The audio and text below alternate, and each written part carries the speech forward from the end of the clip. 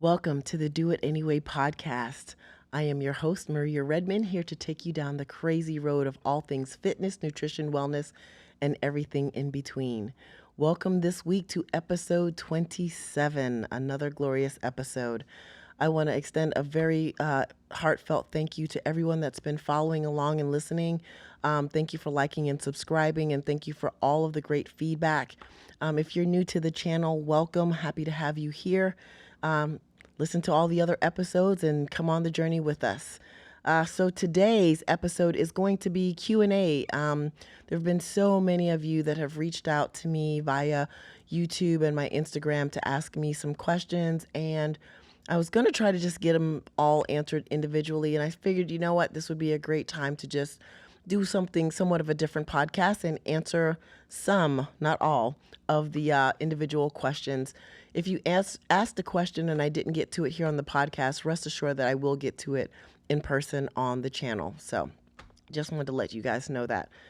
So without further ado, let's just get into the questions. I did not write down who these were from. There's some really weird names between the YouTube and Instagram, and I was like, okay, that's just too much. So you'll know your question when you hear it, and maybe this question also resonates with you. So here we go. Question number one was, how do you stay so motivated and continue to work out like that day after day, year after year? I've been following your journey and I've never seen you out of shape, not one time. Well, first of all, thank you so much for that question and the compliment. Motivation, honestly, I think is a very overused word. And I think that the way that we understand the word motivation, we think that it's some type of a word that means some long lasting experience that we have. Motivation is actually something that hits you for a moment. It's a momentary thing. So I don't like to tell people you need to be motivated. You're motivated when you hear something the first time, right? Like, oh my gosh, he or she looks so good. I think I want to try to do whatever they're doing. You feel motivated in that moment. After that, I can assure you, after 2 days, you're not going to feel that same fire that you felt the first day. So when it comes to motivation, I really do not rely on that because I understand that that's a very, very fleeting emotion. What I focus on is consistency. Anything that you do in life, whether you want to be in shape, wealthy, anything that you love to do, it's going to take consistency.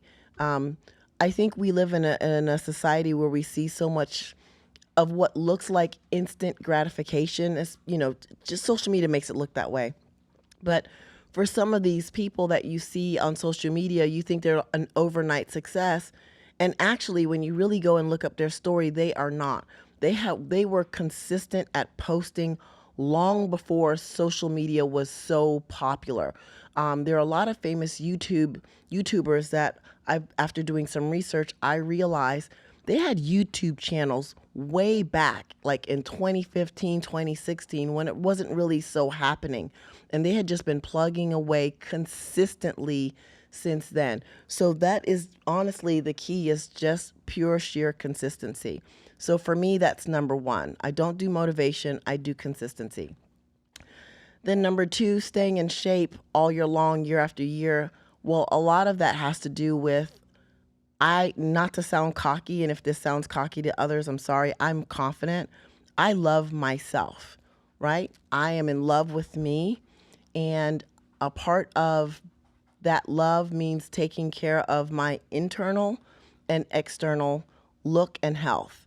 I am sold on that. There's no one that could, change me from that path. It is 100% the thing that keeps me going, is the fact that I am in love with myself. So that's how I'm able to keep it going. I'm one, consistent, and two, I am in love with myself to the point where I want to wake up every day in the morning and know that I feel good. And when I look in the mirror, I love what is staring back at me. That's super duper important for me personally. So that drives me to continue on the path. And then number three, I understand the science. The science says that we all should move from caveman days, right? Like movement is critical to our bodies. And so, because I understand that and I understand that proper nutrition is essential, there's nothing else I'd want to do if I know that that's going to potentially give me a great life with longevity. Why would I not, right? Like, why would I screw it up doing all the other things, eating poorly, not exercising, putting different things in my system that I shouldn't have? So that's how I am able to stay in shape year after year, just with being consistent, loving myself, and knowing the science. The science is the body should move, so that's what I should do. So that's the answer for number one. Number two, how long did it take to get my body to look the way that it looks now? I've been training for 3 years and it seems like it's just taking forever. This kind of goes into question number one. Again, thank you for this question. So, how long did it take me to get to the point where I really love my physique? I would say I started this journey in 2008 to 2009 is when I lost the weight.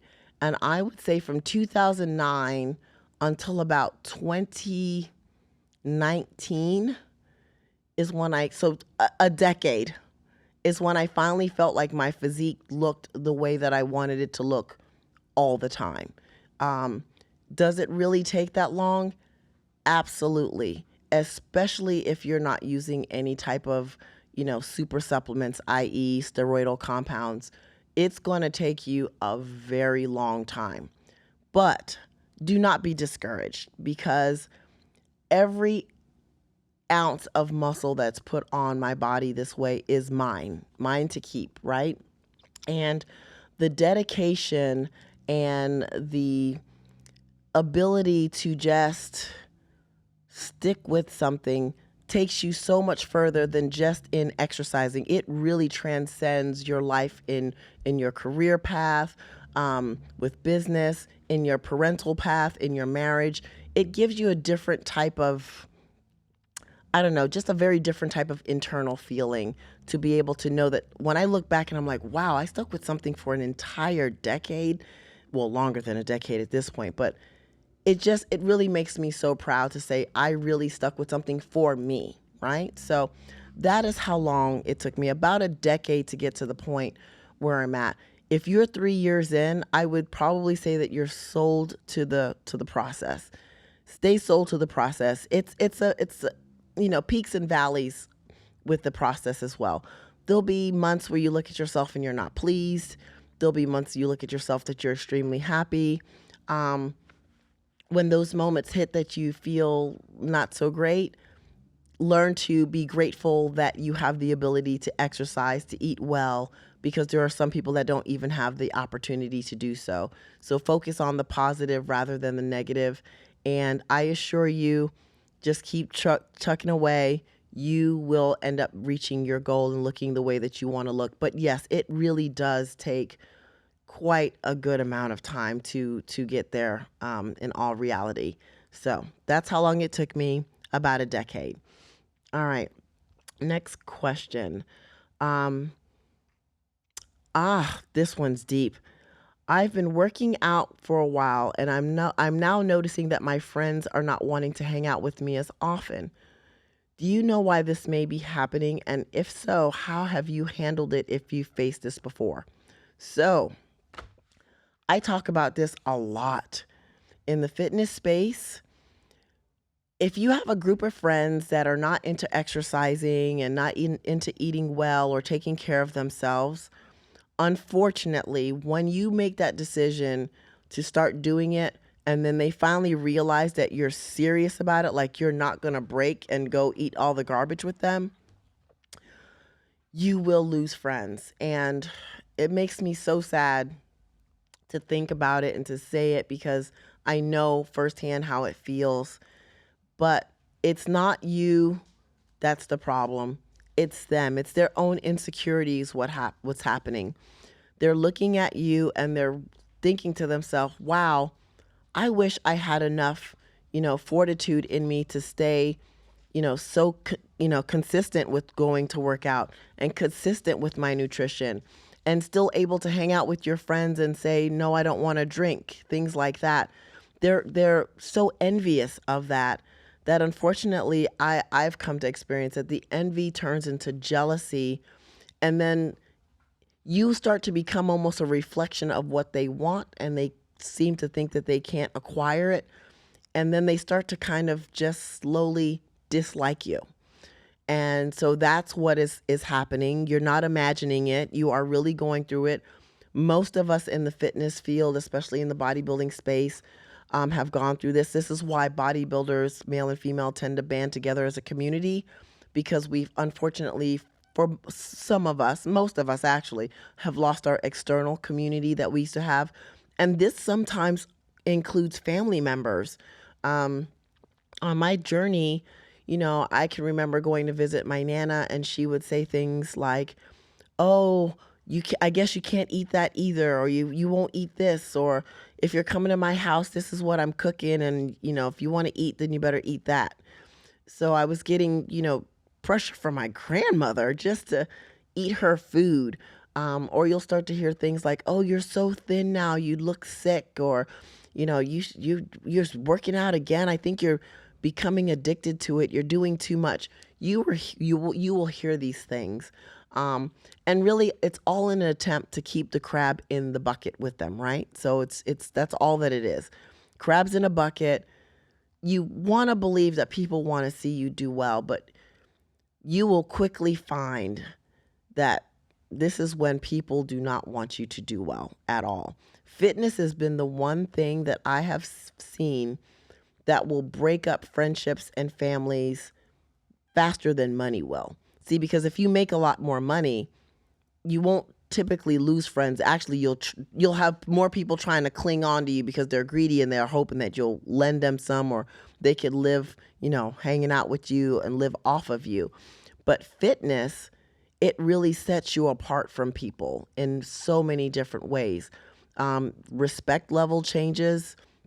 The people who now are looking at you and giving you attention, that all changes. So it comes with a whole lot, and you will lose, unfortunately, those friends and maybe family members. That being said, don't get down and out about it.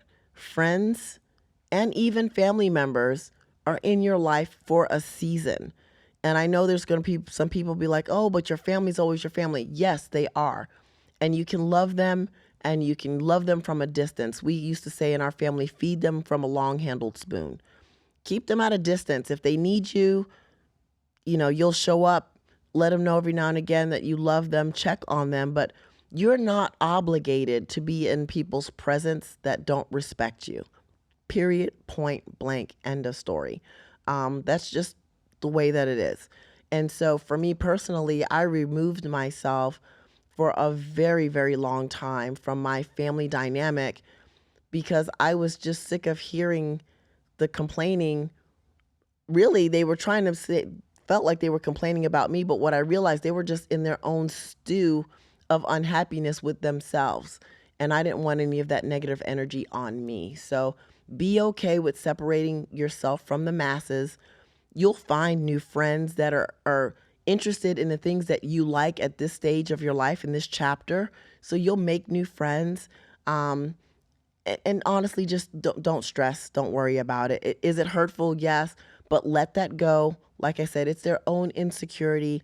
And you just keep doing on what you're doing. Because I love to tell people, I came into this world out of my mother's womb alone. And I'm going to go into my casket alone. So you better live your life the way that you want to live it by your means. Because if you don't, you're going to be on your deathbed very miserable and sad saying, I wish, I wish, I wish. So that's kind of how I live my life with that one. But very good question. And I hope it gets better for you. In fact, I know that it will. So, all right. Next question is, how do you fight food temptation? This is a good question. Thank you for this question. So, in the very beginning of my journey, this was a big struggle for me because I am a person that loves food and I love to cook. I never been a junk food person, so there was never a thing of chips and junk food in our home, but it was always cooking in abundance. Um, when I decided to go on the journey, though, again, if you've listened to some of the other podcasts, you know that I'm a big person on self reflection and journaling. So I started journaling like, what is my true connection with food? Like, is it am I really just love to eat? But if I do, like, what do I love about eating? Why does it make me feel happy? Am I masking any underlying trauma? And honestly, at the end of the day, what I realized was I was just greedy and lacked self control. That's bottom line. When I got to the brass tacks of all that journaling, and in your journal, you need to be honest about, why you're eating whatever you're eating. It was just that I was greedy and I lacked self-control. And then I started to really map out what are the other things that I lack self-control in, and the answer to that was also yes. And so I said, okay, food is an inanimate object. It can't talk, it can't walk, it can't hold me, it can't do anything for me besides sit there. I was like, why would I let an object that can't communicate with me control me? Like, what does that say about me as just a human species that we're supposed to be so highly elevated that we could let a burger, a french fry, a cookie, a candy bar totally control us? I mean, it took me on a whole different journey when I really opened up that can, right? Like, into thinking about it. So I literally said, I'm not going to let it happen. I used to purposely put out tempting foods that I would make. I would eat the normal portion that I said I was going to eat and leave the rest of it sitting there and talk to myself. As soon as I felt like I wanted to be tempted to eat it, I said, now, are you being greedy and lacking self-control because you're not hungry? Do you really need to eat more of it? All the time, the answer was no. And honestly, that's how I got over, wanting tempting foods. It's really us. The foods are not tempting. They're not. They're not dancing around saying, eat me. They really are not. As Ben is back there snacking on something. Ben's being tempted by something, y'all. Hey, it's a protein. It's a protein bar. I'll look that up later. I'll let you know. But it's us. This is all a choice. Everything with whatever we do is a choice. And so you need to choose to not eat it. And here's the biggest thing for me that resonates well. After you eat the tempting food, you always now go into this negative mental space where you are just beating yourself up.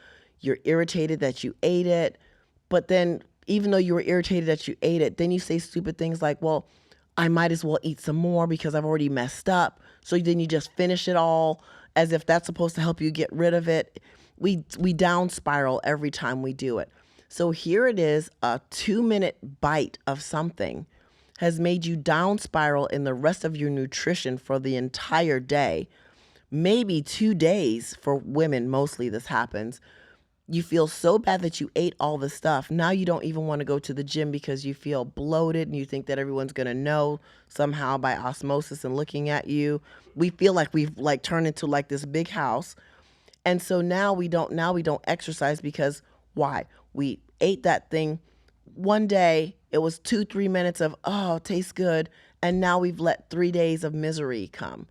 And when I really recognized that cycle that I was doing to myself, it's not worth it when you can just easily make a choice and say, no, I'm not eating it because I don't need to have 3 days of emotional stress over a cookie that sometimes, y'all, we've all been there. You thought it was going to be so good when you ate it and it wasn't even that good. Now you're like, oh, it wasn't even that good.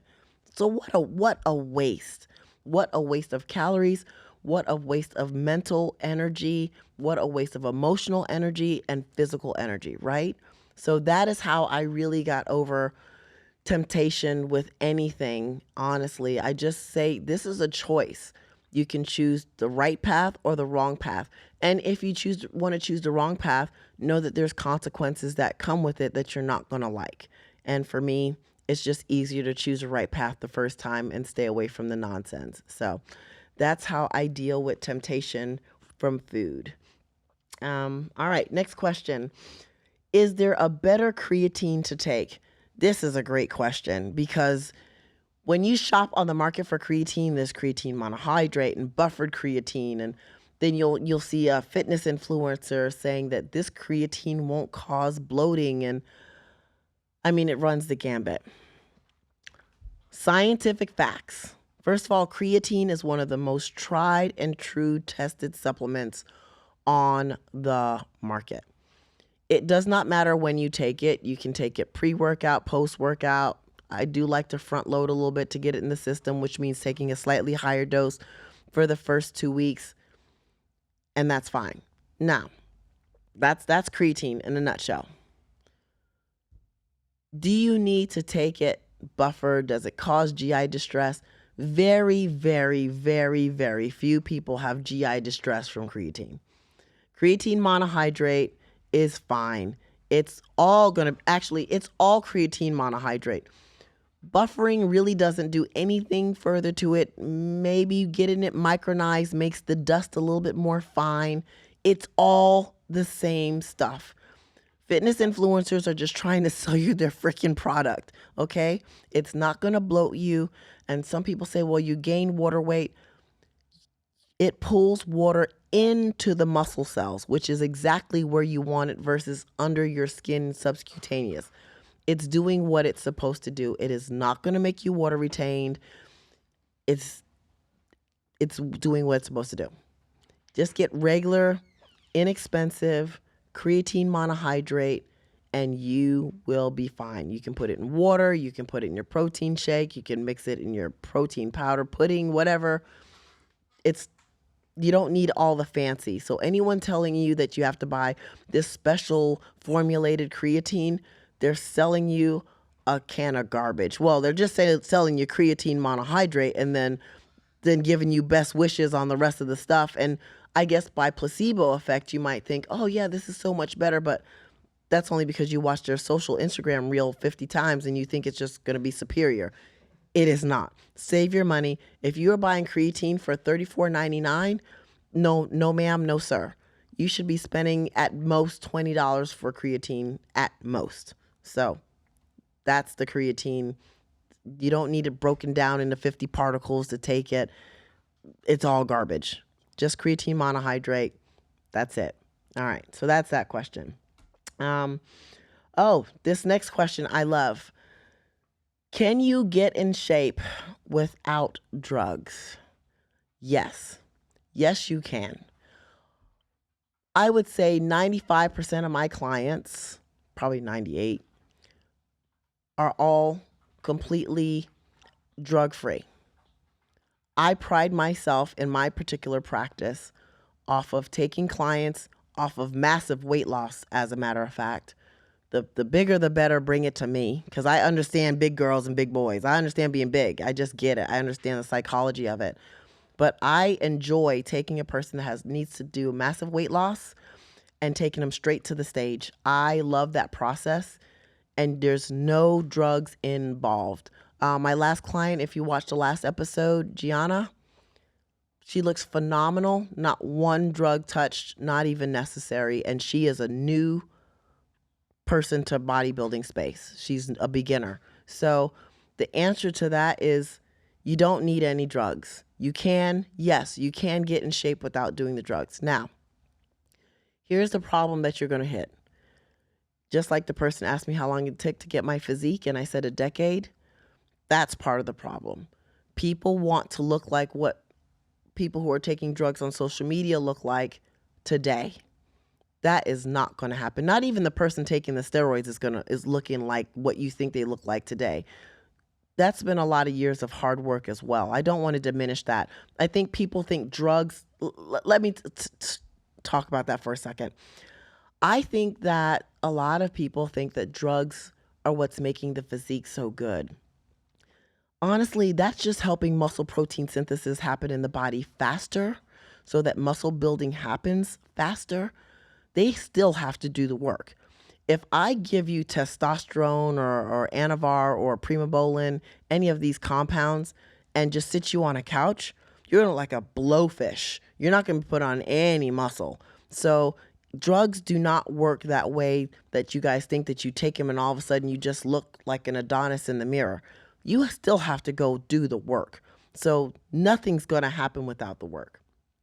If you're a guy that is 35 and under, the reason why I can get guys in shape so great and looking really good 35 and under is because they have so much testosterone in their system already. Why would I give them exogenous testosterone when they have their own natural production?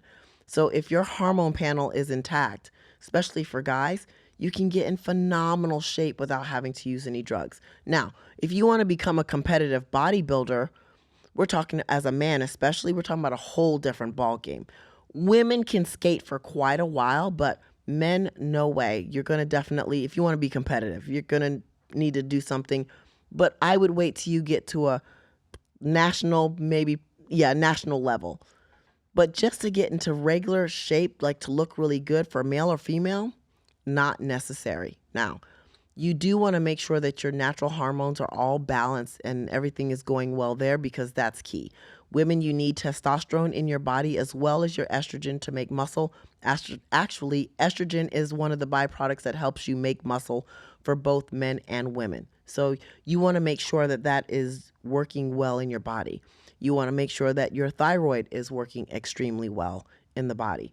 If that is all copacetic, and you're eating, your nutrition is on point, you're eating like you're supposed to, you're not missing meals, and you're training hard. I mean, really training. I mean, not just going through the motions. A lot of people come to the gym and they're just going through the motions. I mean, really structured programming with progressive overload, I guarantee you will get in shape 100%. So, last question. Actually, not even a question. I have some Thanksgiving tips for you guys because I know you guys are going to go crazy. Now, me personally, I do not celebrate Thanksgiving, Native American culture, so I'm just not doing it. But I have no qualms with anyone else eating the turkey. Enjoy yourself. Get your cranberry on, whatever you're going to eat. I do not, I eat it. I've eaten some of these dinners before, so I know what they do taste like. Have at it. It's going to be good. That being said, it's going to be Thanksgiving week next week. Start preparing yourself. Eat all of your meals on your nutrition plan that are nice and I hate to say clean, but they're clean, so to speak. Follow a structured plan. Monday, Tuesday, Wednesday. Make sure you're training every day. Do some cardio every day. Do not cut calories, guys, so that you can make it up on Thursday. All you're going to do is gorge out and overdo it. Don't do that. Eat your normal calories Monday, Tuesday, Wednesday. Thursday, Thanksgiving Day comes. Now, I know there's in some families, you guys do like a breakfast. If you're going to do a breakfast, just have a normal, clean breakfast that you were having any of the other days, right? Enjoy the fact that you're with your family. That's what this is really all about. It shouldn't be about the feast, right? It really shouldn't. So eat your normal breakfast. Have a snack like a protein shake, some fruit. Then I always say if you can go for a 20 to 30-minute walk with your family, try to coerce your family to go and do it together. This is the one time of the year where most families do come together. Try to go for a walk or maybe a jog, but try to get everyone moving prior to having the dinner. Then at the dinner, there is no need, let me repeat, you're going to be there for some hours. There is no need to crowd your plate with 10,000 different things.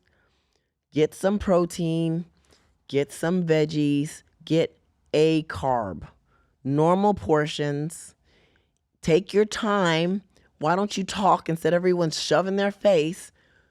Talk and then drink water, drink whatever you're drinking. Try to stay away from the sugary drinks. But after a couple hours, again, you're probably going to be due for another meal. have another normal, sensible plate. And after that, coax the family again, or just on your own if you need to, because sometimes the family doesn't want to move. Some people get the itis. You guys know what the itis is. If you're brown, you know what the itis is. Go for a walk. Go for a walk after you've eaten all that food. And then guess what? It's over. It's just food. It's just food. I think people treat Thanksgiving like they have been starving for the entire year, and it boggles the brain. There is no need to gorge out on food, only for you to be upset with yourself the next day and the next day. But because there's leftovers, you keep the train rolling. Don't do it to yourself. You can work your Thanksgiving meals in without even making the scale go up or down if you just follow that simple rule. Drink a lot of water or sparkling water. I like to do sparkling because the carbonation makes you feel more full. So that's another, trick that you can use. And then take time and really sit back and watch the scene. Watch the little kids running around and playing. Take in what is supposed to be memories that I don't think that how many people really remember what happened on their Thanksgiving a year or two ago, because you can remember what was served, but maybe not what was really happening in the room. Take in the scenes, watch people laughing and joking, and really pay attention to the conversations that you're having with other people.